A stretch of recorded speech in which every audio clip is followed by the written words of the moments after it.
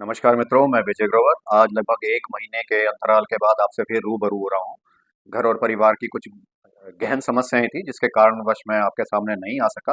परंतु हाल ही में एक बड़ी महत्वपूर्ण घटना घटी है, डंकी रूट वाली, राष्ट्रहित से जुड़ी है, इसलिए मैंने किसी तरीके से कुछ समय निकाला है राष्ट्रहित में, और मैं आपसे अपने विचार साझा करना चाहता हूँ। मित्रों, पूरे देश में, मीडिया में, संसद में बड़ा बवंडर मचा है, इसके बारे में हाउल्ला मचा। मैं अभी अपने विचार साझा करना चाहता हूँ और कहना चाहता हूँ कि ये घटना क्यों घटी, ये मूल समस्या क्या है और इसका हल क्या है, इसके बारे में विचार साझा करना चाहूंगा। मित्रों, मैं कभी हा हुल्लड़ से, इस बवंडर से कभी प्रभावित नहीं होता, ना भावनाओं में बहता हूँ। समस्या की जड़ में जाता हूँ और उसके फिर हल प्रस्तुत करने की कोशिश करता हूँ। तो इसी बारे में मैं अपने विचार आपसे आज साझा करना चाहता हूँ राष्ट्रहित में। मित्रों, इस चीज को हम दो तीन नजरिए से देख सकते हैं। नंबर एक, क्या ये जो भारतीय वापस भेजे गए हैं, जिन्हें अवैध घुसपैठिए कहा जा रहा है, क्या वाकई में ये अवैध घुसपैठिए हैं? क्या अमेरिका में गलत तरीके से घुसे थे? नंबर एक। नंबर दो, क्या इनको भेजना या ना भेजना ठीक है या गलत है, या उनको वहीं रख लेना चाहिए था? नंबर तीन, जिस तरीके से भेजा गया, क्या वह ठीक है या गलत है? थोड़ा थोड़ा इस पे विचार कर लेते हैं। नंबर एक, इसमें कोई विवाद नहीं है, कोई दो राय नहीं है कि ये अवैध तरीके से वहां पे घुसे थे या घुसने का प्रयास करते हैं, ये पकड़े गए। भारत सरकार भी मानती है, यदि ऐसा ना होता, ये भारतीय नागरिक ना माने जाते, या भारत सरकार ये ना मानती कि अवैध तरीके से वहां घुसे हैं या घुसने का प्रयास कर रहे थे और वहां अमेरिकी प्रशासन, पुलिस या सेना ने पकड़ लिया, तो उनको कभी भारत सरकार वापस ना लेती। ना इन भारतीयों ने कहा कि हम भारतीय नहीं हैं और हम कहीं और के हैं, तो ये तो विवाद खत्म हो गया। नंबर दो, ये तो साबित हो गया कि क्या इनको भेजना वापस अपने देश में, जिस देश के वो नागरिक हैं, ठीक है गलत है? तो बिल्कुल ठीक है। कोई अगर अवैध तरीके से कहीं घुसेगा तो उसको वापस भेज देना चाहिए, इसमें इतना हौला क्यों मचाया जा रहा है? तीसरी बात, क्या भेजने का तरीका ठीक था या गलत था? भेजने के तरीके में सिर्फ ये बात हो रही है कि उनके हाथों में हथकड़ियां और पैरों में बेड़ियां डाल दी थी। भाई, गैर तरीके से काम कर रहे थे, गैर कानूनी तरीके से वहां, वो सरकार की मर्जी है, जिस तरीके से मर्जी भेजे, मारे पीटे जो मर्जी करे। अब मेरे घर में कोई गलत तरीके से घुसेगा तो मैं क्या प्यार करूंगा उसको? आप एक चीज देखें, कोई गलत तरीके से क्यों घुसता है? वहां पे जो सही कानूनी कार्रवाई के तहत गए हैं, वीजा लेके गए हैं, वर्क परमिट लेकर गए हैं, स्टूडेंट लेके गए हैं, क्या अमेरिकी सरकार ने उनको बाहर निकाला? अमेरिकी सरकार जरूर कह रही है, नए राष्ट्रपति ट्रंप साहब कह रहे हैं कि मैं उनको भी धीरे धीरे बाहर निकालूंगा, मेरे लिए अमेरिकी और अमेरिकी हित ऊपर है। भाई, उनकी मर्जी है, किसी भी देश के नागरिक को रखे ना रखे, अपने नागरिकों को तरजीह दे। हमारे यहाँ तो इतना ही बवंडर मच जाता है, उत्तर प्रदेश और बिहार, मध्य प्रदेश के जब कुछ लोग यहाँ आ जाते हैं, हम तथाकथित जो पंजाब और हरियाणा में रहने वाले, उनको भैया कह के संबोधित करते हैं, जबकि यहाँ की अर्थव्यवस्था को आकुर बढ़ाने में उनका बहुत बड़ा हाथ है। कृषि में सहयोग देते हैं, उद्योग धंधों में देते हैं, छोटा मोटा सारा काम वो लोग संभाल रहे हैं, अपने ही देश के नागरिक हैं। टिकट लेकर रेल की आ जाते हैं बेचारे, यहाँ काम करते हैं, उनसे ही भटक जाते हैं। और यहाँ की कई सरकारें अपने यहाँ के निवासियों को तरजीह देने के लिए उद्योग धंधों में कानून तक बना देती हैं। वो अलग बात है कि कानून में, हाई कोर्ट में, सुप्रीम कोर्ट में वो चीजें टिकती नहीं है। तो ये कानून तो यहाँ भी बने हुए हैं, एक राज्य दूसरे राज्य के लोगों को बर्दाश्त ही नहीं करता। ये तो दूसरा देश है भाई, तो उससे उम्मीद क्यों कर रहे हो उतनी? आज तक वहां लोग बैठे रहे, इतने अप्रवासी दुनिया भर के लोग हैं, भारतीय कहते हैं शायद 7 सवा 7 लाख वहां पे लोग हैं, जो रिपोर्टें आ रही हैं। भाई, अब तक की सरकारों ने कुछ नहीं कहा, पर ये ट्रंप साहब हैं, ये तो ये कहते हैं कि मैं तो ग्रीनलैंड को अमेरिका में मिला लूंगा, मैं तो कनाडा को भारत अमेरिका में मिला लूंगा, मैं तो गाजा पट्टी को भी अमेरिका में मिला लूंगा। भाई, वो कुछ भी कर सकते हैं, उनके पास शक्ति है, कानून बना सकते हैं, जो मर्जी करे, विश्व में कोई उनको टोकता नहीं। और दूसरी बात है, करे ना करे, किसी भी देश को अपनी सुरक्षा और संप्रभुता की रक्षा करने का पूर्ण अधिकार है, भारत को भी है। हमारी तरह दरिया दिल तो है नहीं ट्रंप जी, कि भाई अवैध बांग्लादेशी लाखों करोड़ों की संख्या में जो बैठे हैं और रोहिंग्या उनको गले लगा के रखें। वो तो कहते हैं भाई अप्रवासी हैं, राष्ट्र की सुरक्षा के लिए खतरा है, मैं इनको बाहर निकाल दूंगा। अगर मान लो अमेरिकी सरकार ऐसा कोई कानून बना दे जिसमें ये कहा जाए कि कोई अवैध रूप से अगर अमेरिका में घुसता पाया जाएगा, उसको गोली मार दी जाएगी, तो हम क्या कर लेंगे? या दुनिया का कोई भी देश क्या कर लेगा? भाई, अपने नागरिकों को मत जाने दो ना वहां, जाए तो तरीके से जाए, किसी और को तो नहीं भगा रहे ना, वो जो गैर तरीके से गए हैं, वो तो कानूनी तरीके से गए, किसी डॉक्टर को, इंजीनियर को जो पढ़ने के लिए, कल को तरीके से वहां पे रोक देंगे तो रोक देंगे। भाई, ये सबसे बड़ी बात है, गैर कानूनी तरीके से गए थे, इनका वहां पे जाने का कोई अधिकार नहीं था, भेज दिया, बिल्कुल ठीक करा। मैं तो कहता हूँ भारत को भी इनसे सीख ले लेनी चाहिए। ये बांग्लादेशी और रोहिंग्या जो गैर कानूनी तरीके से, इनको भी पकड़ो और बाहर फेंको उठा के, और कोई वहां की सरकार ना ले तो इनसे सारा दिन मशक्कत कराओ, कड़ी कार्रवाई करो, सड़कें इनसे बनवाओ, पुल इनसे बनवाओ, निर्माण का कार्य कराओ, और सिर्फ रोटी दो इनको खाने के लिए, बीमार हो जाए तो इलाज करो, और इनके हिस्से का जो पैसा है वो राष्ट्र हित में डालो, ताकि पता लगे लोगों को कि गैर कानूनी तरीके से अगर भारत में घुसेगा तो उसका क्या हाल होगा। उनका देश अगर नहीं लेगा तो मरते दम तक इनसे यहाँ मजदूरी करवाई जाएगी, सिर्फ रोटी खाने को दी जाएगी। भाई, हमारा देश है, कोई को घुसे, मेरे घर में अगर कोई आए रात को घुसे तो मैं क्या करूंगा? डंडे से पीटूंगा और फिर पुलिस के हवाले कर दूंगा। क्या रखूंगा? गोली उसको गले लगाऊंगा क्या? भाई, तूने आना है मेरे से काम मांगना है, मेरे खेत में काम मांगना है, मेरी कंपनी में मांगना है, मेरी फैक्ट्री में मांगना है, मेरे दफ्तर आना, तरीके से मांग। काम दूंगा दूंगा, नहीं दूंगा नहीं दूंगा, तू रात को घर में घुसेगा क्या मेरे? मेरी फैक्ट्री में घुसेगा, रात को मेरे खेत में घुसेगा, तो डंडे ही पड़ेंगे और पुलिस के हवाले करूंगा। ये तो शुक्र करो ट्रम्प साहब ने ऐसा कानून नहीं बनाया कि गोली मार दी जाएगी इन लोगों को, तब भी हम कुछ नहीं कर सकते थे। और ना किसी में दम है करने का, भारत को भी ये बना देना चाहिए। आप इसको दो तीन छोटे छोटे उदाहरणों से समझिए। नंबर एक, मैं कोई सामान लेता हूँ बिल के साथ या बिना बिल के साथ, क्या व्यवहार एक जैसा होगा? क्या ये एक ही बात है? बिल का सामान अगर खराब हो जाए, मैं कंपनी की जान खा लूंगा, शोरूम की जान खा लूंगा, अभी गारंटी वारंटी नहीं तो कोर्ट में केस करूंगा बदल कर दे। और बिना बिल का सामान, मेरा कोई किसी पे कोई अधिकार नहीं। और कल को ये प्रश्न आ जाए कि कोई चोरी का सामान तो नहीं है, मैं कैसे साबित करूंगा कि मैंने पैसे देकर लिया था जब मेरे पास बिल ही नहीं है? परीक्षा में मैं अगर नकल मारता हूँ पकड़ा जाऊं तो क्या होगा? डंडे मार के बाहर कर देगा स्कूल मेरे को या कॉलेज, और हो सकता है मेरे को रेस्टिकेट भी कर दे, आगे परीक्षाओं में और पेपरों में बैठने की इजाजत भी ना मिले। बिना लाइसेंस के अगर गाड़ी चलाता मैं पकड़ा जाऊं तो क्या होगा? अंदर कर देगी पुलिस मेरे को पकड़ के। गलती मेरी थी या नहीं थी अलग बात है, चाहे कोई मेरी गाड़ी में टक्कर मार दे, गलती उसी की हो। जहां ये पता लग गया ना कि मेरे पास लाइसेंस ही नहीं है, तो सबसे बड़ा कसूरवार मैं ही होऊंगा कि भी तेरे पास लाइसेंस ही नहीं है, तू गाड़ी चलाने का लायक नहीं, तू सड़क पे उतरा कैसे? सारा केस मेरे पर उल्टा पड़ जाएगा। तो भाई उसने अपने राष्ट्र हित में बिल्कुल ठीक करा, इसमें इतना चीचड़ क्यों कर रहे हैं हम लोग? और तीसरी बात, बेइज्जती कर दी जी, हथकड़ियां डाल दी, बेड़ियां डाल दी, भारत सरकार कुछ कहे, भारत सरकार कह रही है हम बात करेंगे।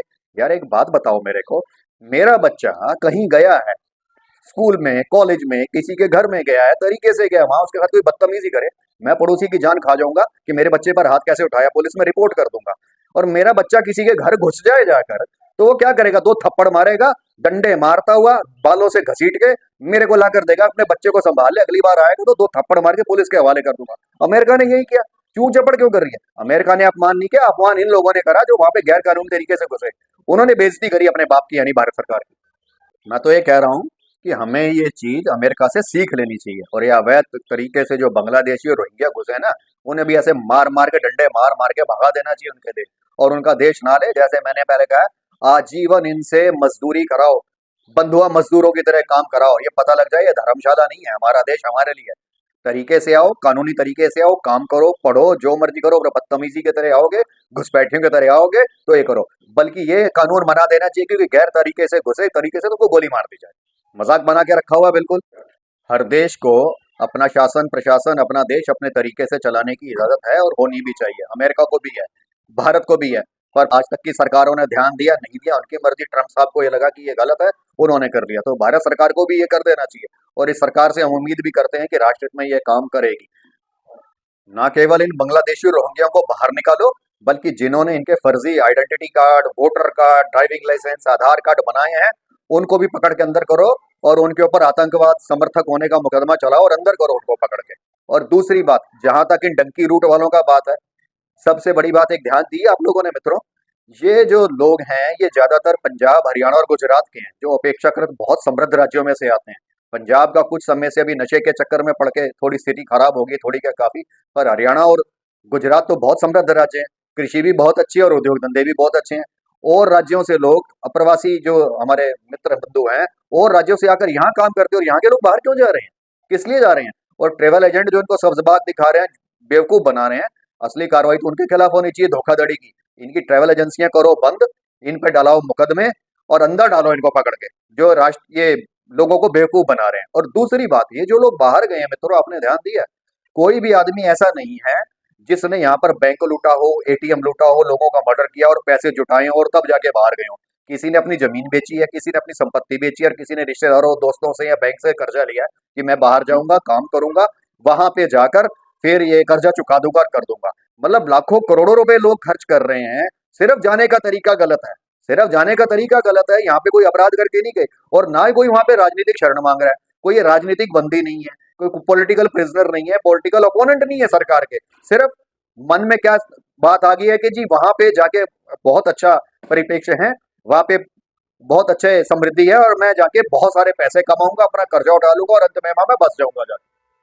यानी कि अगर देखा जाए तो इसके क्या कारण है? कारण सिर्फ दो हैं, एक लालच और गलतफहमी का शिकार होना। लालच है कि भारत से अच्छा भविष्य मेरे को वहां पे मिलेगा, और गलतफहमी का शिकार क्या होना, ये ट्रैवल एजेंटों ने उनका दिमाग खराब कर दिया कि तू वहां पे जा, बहुत सारे पैसे कमाएगा, कर्जा उतारने के बाद भी तेरे पास बहुत सारे पैसे बचे रहेंगे। मित्रों, हमारा देश ऐसा नहीं है कि यहाँ कुछ नहीं है। पिछले कुछ समय में हमारे देश ने बहुत उन्नति करी है, बहुत उन्नति करी, हर जगह खाद्यान्न में हम आत्मनिर्भर हो गए हैं। कई लोगों को तो बिठा के खिला रही है सरकार, लेकिन उद्योग धंधे भी बड़े हैं, संचार की व्यवस्था बढ़ी है, आईटी सेक्टर हमारा बड़ा है। फिर लोगों का मोह भंग क्यों हो रहा है? क्यों जा रहे हैं लोग बाहर इतना? लालच, और अच्छा जीवन मिलेगा, और अच्छा जीवन मिलेगा। ये नहीं है कि बाहर जाके मुफ्त करके खाएंगे। काम करेंगे, कोई जाने वाले, कोई डॉक्टर, इंजीनियर्स या मैनेजमेंट की डिग्री होल्डर नहीं है। छोटे छोटे काम है, अनपढ़ हैं, कम पढ़े लिखे हैं, 10वीं 12वीं पास है, जाके जी प्लम्बर का काम कर लेंगे, इलेक्ट्रिशियन का काम कर लेंगे, ट्रक चला लेंगे, किसी होटल में बर्तन मांजने करे, भाई फिर यही कर लो ना। लेकिन यहाँ नहीं करेंगे। और जमींदारों का मुंडा है एज कि मैं कर लेगा, पर वहां जाके वहां पे पेट्रोल पंप पे काम कर लेगा जमींदारों का मुंडा, ऐसे नहीं करेगा। यार कमाल की बात है। तो जो काम वहां पे कर रहे हो तो आप यहाँ कर लो ना। लाखों करोड़ रुपए खर्च करोगे, कब जाके कर्ज उतारोगे, फिर वही करोगे, पर उम्मीद है कि कभी ना कभी वहां जाके जुगाड़ हो जाएगा। किसने पूछना है? पुलिस को, प्रशासन को बेवकूफ बना लेंगे, कागज बन जाएंगे, 10 साल 15 साल बाद वहां जाके हम बस जाएंगे। पर ट्रम्प साहब हैं भाई साहब, ऐसा नहीं होगा। अब सोचना पड़ेगा आपको। तो जो काम वहां कर रहे हो, रेस्टोरेंट में काम कर रहे हो तो यहाँ कर लो। जिनके पास अच्छे खासे खेत है, खेती है, तो यहाँ कर लो। और खेतों में नहीं काम कर सकते तो ठेके पे उठा लो, कुछ और काम कर लो यहाँ छोटे छोटे। वहां जाके क्या, अगर आप बर्तन मान सकते हैं तो यहाँ क्यों नहीं मान सकते? वहां जाके प्लम्बर का काम कर सकते खेतों के बावजूद, तो यहाँ कर लो ना। क्यों गलत तरीके से जा रहे हो? अपनी भी बेइज्जती करा रहे हो, मरने का डर है, और सरकार की भी बेइज्जती करा रहे हो। मैंने इन हर चीज के ऊपर वीडियो बना रखा है, आप देख सकते हैं। वो उपाय इस प्रकार है। नंबर एक, तो बढ़ती आबादी को काबू करें। दुनिया की सबसे बड़ी आबादी है हम। आप ये देखें मित्रों, 130 करोड़ के लगभग हम हैं। यदि इतनी ही आबादी अमेरिका की होती और भारत की आबादी अमेरिका की होती तो स्थिति उल्टी होती। 3 साढ़े 3 गुना अवसर ज्यादा होते यदि हमारी आबादी 30 40 करोड़ होती, अमेरिका के बराबर होती। या तो हमारी तनख्वाहें, हमारी आमदनियां 3 गुनी बढ़ जाती, या हमारे पास अवसर 3 गुने हो जाते। कहने के लिए, आज मेरी सरकारी में नौकरी में हूँ, मेरी 1.25 लाख रुपए की तनख्वाह है। अगर मान लीजिए 3 गुनी आबादी कम हो तो मेरी तनख्वाह कहाँ मान जाएगी? 3.25 करोड़। और मान लो 1.25 करोड़ रहेगी तो पर आबादी, महंगाई 3 गुनी कम हो जाएगी। कितना फर्क पड़ जाएगा? साधनों पर, देश की सरकार पर 3 गुना बोझ कम हो जाएगा। और यही मान लीजिए कि 3 गुनी आबादी अमेरिका की एकदम बढ़ जाए तो 3 गुने साधन वहां कम हो जाएंगे, या 3 गुनी महंगाई कम बन जाएगी। तो सबसे बड़ी बात, अपनी आबादी काबू करें। अगर इतनी आबादी अमेरिका में होगी तो ये भी लाइलाज हो जाएगी। इसके बारे में मेरा विस्तृत वीडियो बना है, आप देख सकते हैं। नंबर 2, भ्रष्टाचार पे काबू करें। कहने की बात है जी, बहुत कार है कि जी भ्रष्टाचार हो जाएगा, काबू कर लेंगे, नहीं है। जगह जगह पे चीजें नजर आती हैं, और कुछ तो ऐसे विभाग है, कहना नहीं चाहिए, कि हर चीज का प्राइस टैग बना हुआ है। बिना कुछ लिए दिए होता ही नहीं है। क्या नजर नहीं आ रहा प्रशासन और सरकार को? पर मैं तो यही कहूंगा कि सिंसियरली कोई एफर्ट्स नहीं किए गए इसके बारे में। नियतन कुछ नहीं किया गया। तो महाशक्ति बनना है तो प्रशासन को साफ करें। 90% भ्रष्टाचार शायद खत्म हो जाएगा, 100% तो ना कभी खत्म हुआ ना कभी होगा, और शायद ये कभी खत्म नहीं किया जा सकता, पर 90% तो तक खत्म किया जा सकता है। मेरे बड़े विस्तृत वीडियो बने पड़े हैं, देख लीजिए, नियत करें। और मैं एक चीज कहता हूं, ऐसा क्या संभव नहीं है? और तीसरी बात, चुनाव सुधार। कोई भी भारत का नागरिक, कोई भी निर्वाचित पद, चाहे वो ग्राम पंचायत का सदस्य हो, ग्राम पंचायत ग्राम प्रधान हो, प्रधानमंत्री, राष्ट्रपति हो, सांसद, विधायक, कुछ भी हो, 10 वर्ष से ज्यादा उसको धारण नहीं कर सकता, या 70 वर्ष की उम्र तक नहीं। या आजीवन इसको बिजनेस बना के रख लिया है लोगों ने। लोग अपनी नौकरियों से रिटायर हो जाते हैं, चाहे सरकारी हो प्राइवेट हो, बिजनेस से आराम करके बैठ जाते हैं, पर राजनीति में जमे रहते हैं 80 80 85 साल के। दुनिया में क्या हो रहा है, ट्रंप साहब कितनी उम्र के, हमें इससे कोई लेना देना नहीं। हमें अपने देश के प्रशासन से मतलब है। इसको करिए, चुनाव कानून लाइए। और सबसे बड़ी बात, ये तब तक चीजें खत्म नहीं होगी, भ्रष्टाचार खत्म नहीं होगा, जब तक किसी विधानसभा या लोकसभा या वार्ड का भी जो वोटर है, अपने ही वार्ड से, अपनी ही विधानसभा से, अपनी ही लोकसभा से चुनाव लड़े, और सिर्फ एक सीट के लिए। जब तक ये नहीं होगा, भ्रष्टाचार कभी खत्म नहीं होगा।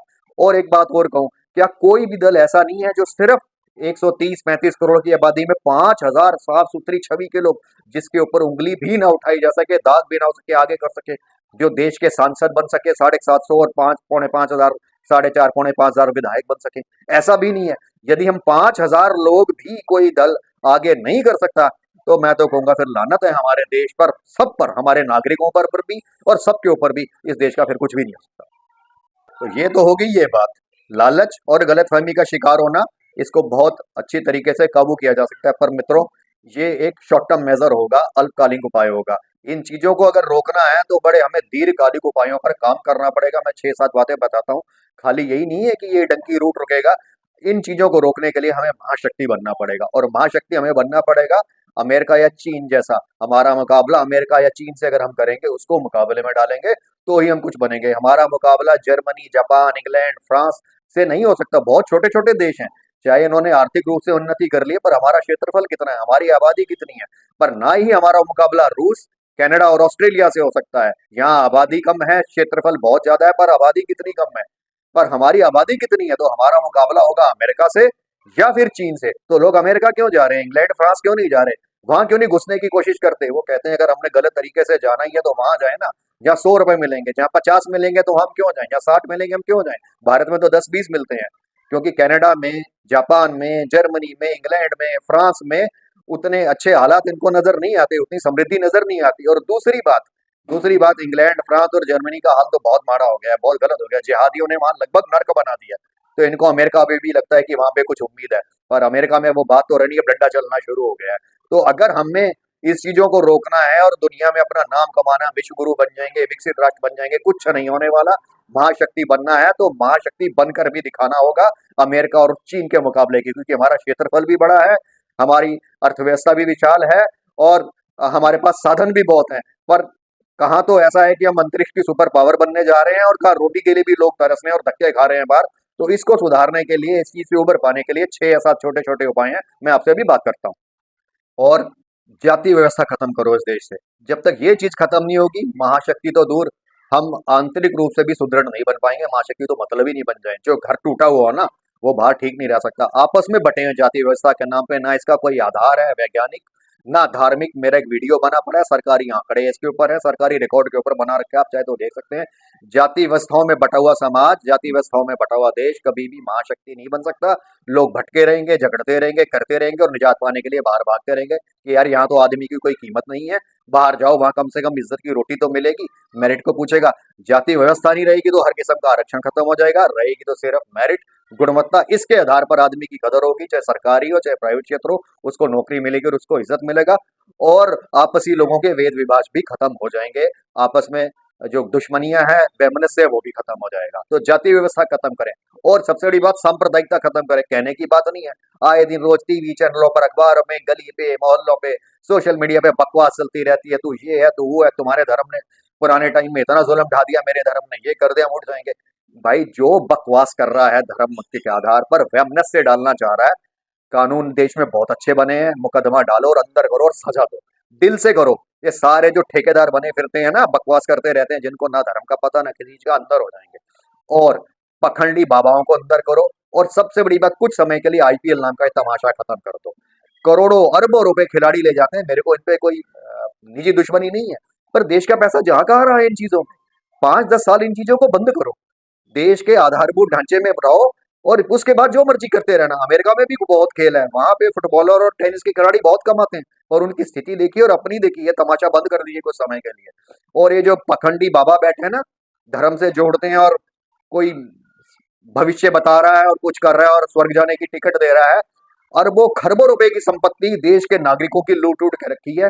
एक सनातन बोर्ड बना दे, हर धर्म का एक बोर्ड बना दे, धर्म के एक्सपर्ट हो, और इस खबरे पे शोध करे सरकार।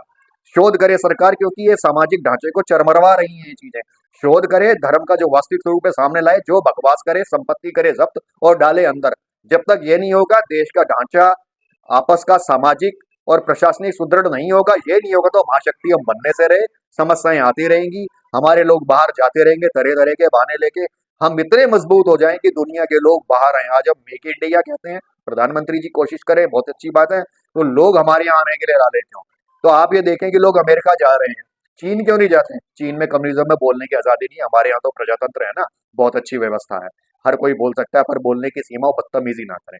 तो मित्रों, ये कुछ 5-7 चीजें थी, कहने की बात है। अखबार भरे पड़े हैं, सोशल मीडिया भरी पड़ी है, जब तक हम इनको तरीके से लागू नहीं होंगे करेंगे, ना समाज सुसंगठित होगा, ना देश का ढांचा ठीक होगा, और ना हम महाशक्ति बनेंगे। ना महाशक्ति बनेंगे, छोटे छोटे देश आगे दिखाएंगे, और एक हमारे पे तटपूजी बांग्लादेशी और रोहिंगी आएंगे। हम दिखाएं कि हम वाकई महाशक्ति हैं, हमारा प्रशासन सुदृढ़ है, कोई भी आके बकवास नहीं कर सकता। तो इसलिए ये थोड़ी थोड़ी चीजों पर ध्यान दें, तो ही देश महाशक्ति बनेगा, और हम चीजों से पार जाएंगे, तभी हमारी दुनिया में इज्जत बनेगी। मैं इसी चीजों के साथ अपनी चीजें, अपना ये आज का वीडियो समाप्त करता हूँ। मित्रों, सबको सब कुछ पता है, बात सिर्फ यही है कि हमारी नीयत कितनी है। सही नीयत वाले लोग आएंगे, प्रशासन सुदृढ़ बना देंगे, देश का ढांचा भी ठीक कर देंगे। तो कुछ कुछ और सिर्फ कुछ अच्छी नीयत वाले और योग्यता वाले लोगों की जरूरत है, वो ये काम कर सकते हैं। और सरकार को यदि इसमें कोई दिक्कत हो तो मुझे मौका देके देख ले, मैं कर कर दिखा दूंगा। और हाँ, सबसे आखिर में एक बात, डंकी थे ना, इनको डंकी कहते हैं, यानी गधे। डंकी बन के गए थे, इसलिए लात खा के वापिस आए हैं, क्योंकि डंकी जहां बिना बुलाए जाएगा लात खा के आएगा। तो डंकी ना बने, शेर बने। शेर के पास कोई नहीं आता बिना बुलाए, क्योंकि आएगा या तो शिकार बनेगा या ऐसे ही पंजा खा के लात खा के वापिस आएगा। तो डंकी ना बने, शेर बने। जय भारत, जय हिंद।